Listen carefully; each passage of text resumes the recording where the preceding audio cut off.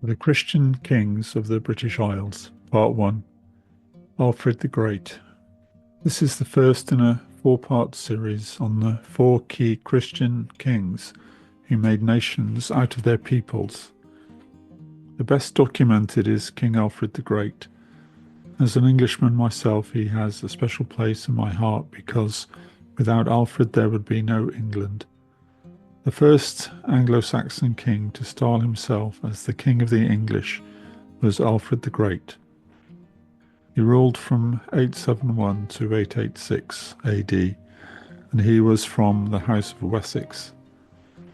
Alfred was possibly the greatest king the English have had. His heart was for God, and he desired to learn and grow in the knowledge of God. He translated many works into English, including the first 50 Psalms. His biographer was a devout Welsh monk called Asa, whom he invited to his court to help in the task of educating the English. Alfred was dismayed that the levels of literacy and Bible knowledge were negligible in England at the time. He invited many scholarly people to his court to help him improve the level of education in his kingdom. Asa wrote this of Alfred: "He used to moan and sigh continually because God had created him lacking in divine learning and knowledge of the liberal arts." Asa likened Alfred to Solomon, who sought wisdom from God. Alfred was basically a scholarly man who was forced by circumstances to spend most of his reign fighting off invading Vikings.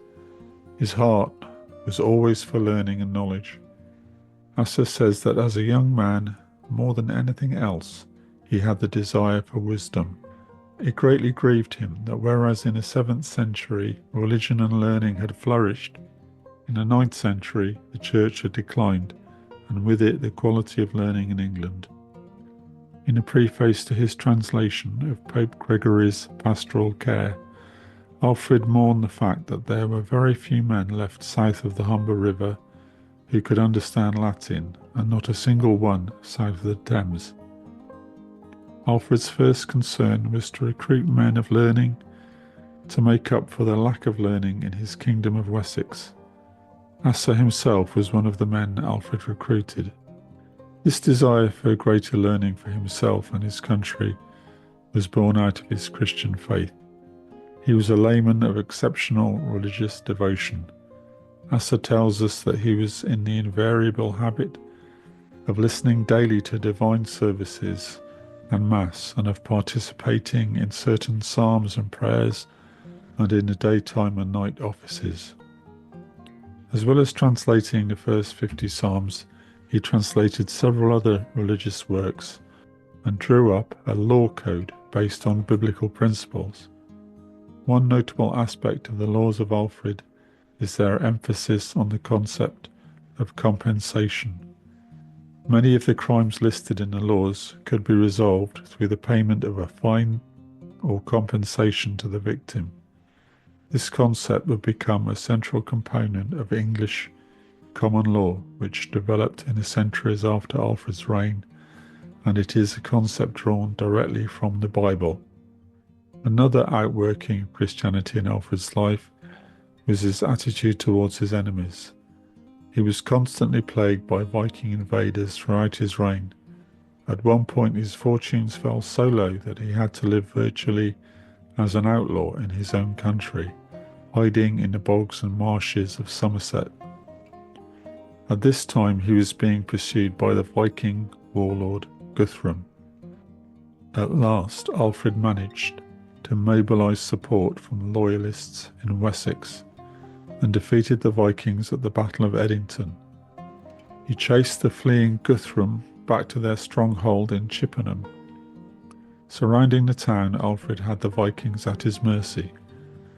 But instead of slaughtering them, he demanded that the heathen Guthrum and his leading men convert to the Christian faith. Guthrum did indeed get baptized, and Alfred became his godfather. Instead of becoming bitter after years of war and treachery, Alfred forgave Guthrum and became his godfather. In the process, he turned a foe into an ally. Some may say that this was just a political move, but I believe that it was a genuine manifestation of Alfred's faith.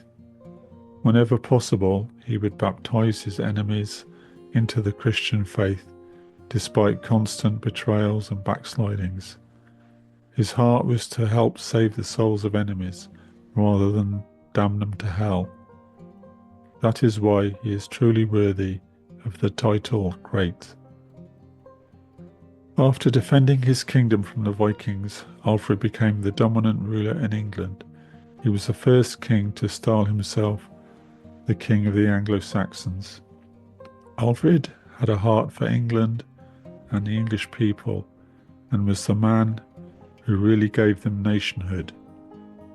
He wanted to improve the quality of life for all English people and always strove for the betterment of his nation.